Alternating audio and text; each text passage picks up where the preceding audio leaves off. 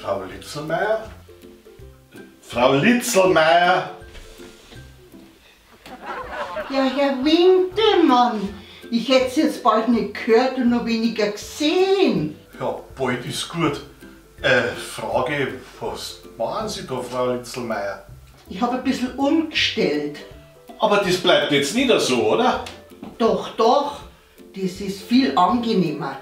Ja, aber da sieht man sie doch gar nicht, wenn man reinkommt. Ja, das macht's ja gerade angenehm. Ja, für Sie vielleicht.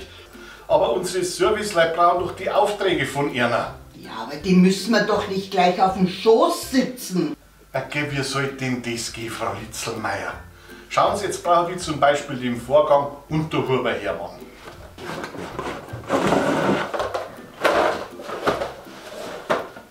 Und der Huber Hermann, da ist die Mappe. So geht das nicht, Frau Litzelmeier. Das müssen Sie wieder ändern. Und das schaffe ich Ihnen als Ihr Vorgesetzter hiermit an. Muss ich nicht wetten, Ah, und warum nicht?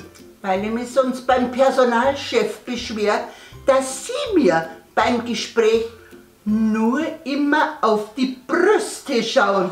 Also das ist doch... Genau wegen solchen Männern habe ich das Regal aufgestellt.